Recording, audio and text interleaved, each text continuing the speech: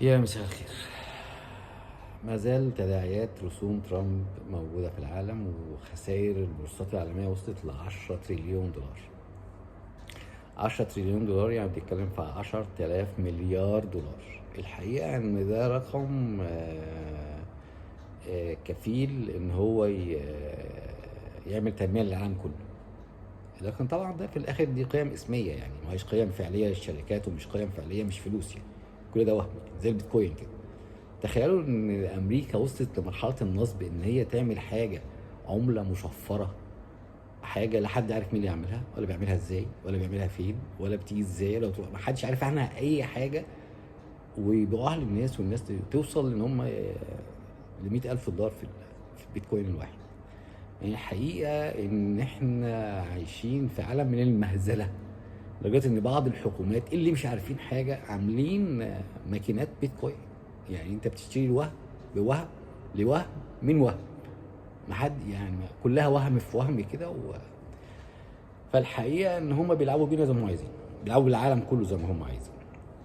امريكا والشركات الامريكيه اللي بدات تعترض دلوقتي على ترامب ان هم ازاي هيتفرض علينا رسوم، ودي شركات امريكيه اصلا، ان هم طالعين بره يشتغلوا في الصين ويشتغلوا في الهند وبنجلاديش، واحيانا في مصر، واحيانا في الدول الناميه دي، علشان العماله ارخص بكتير. لان العامل في الدول دي بيكلفهم حوالي من $3,500 ل $5,000، بينما العامل في امريكا بيكلفهم $30,000 في السنه. فطبعا فرق كبير جدا. فبالاضافه ان الحكومات علشان تجذب الاستثمارات دي، باعتبارها استثمارات اللي هم اصلا واخدين دمنا ومصين دمنا ودم الناس، وبياخدوا الفلوس وبعد كده يرجعها لنا تاني في صوره الاستثمارات، بتديهم تسهيلات في الايجارات وفي الطاقه وحتى في المواد الخام. فوبالتالي الشركات دي مستفاده اكتر. يعني الشركات دي بتيجي تمص دم الناس، دم الشعوب في المناطق في الدول دي، وبترجع تاني تودي الفلوس لامريكا. والحقيقه دي كارثه من الكوارث اللي بتحصل. طيب ترامب هيعمل ايه؟ ترامب هيتراجع شويه عن اللي هو عمله. يعني احتمال يعمل هولد شويه للرسوم دي 60 90 يوم، علشان يبدا يتناقش ويتجادل مع الناس ويشوف ايه اللي ممكن يعمله، لان هو دي طبيعه ترامب، ودوت الطريقه اللي بيدير بيها امريكا، اكنه بيدير شركه خاصه.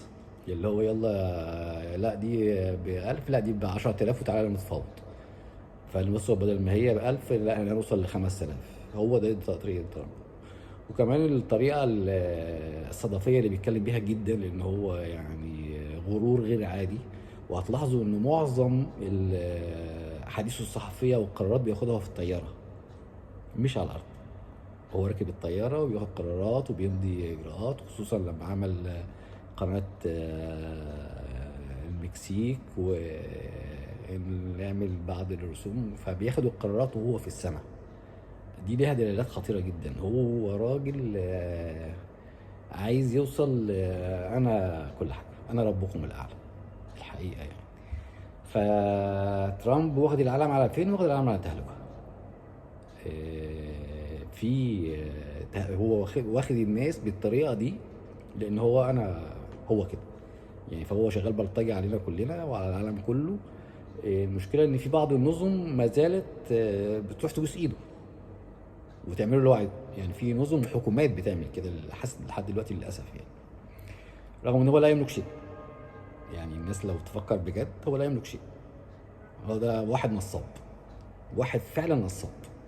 فيعني بينصب على الدنيا كلها، والناس مطوعة يعني. فالوضع فين؟ الوضع ان احنا رايحين لمشكلة عالمية كبيرة، اقتصادية وعسكرية. الله المستعان. ومساء الفل.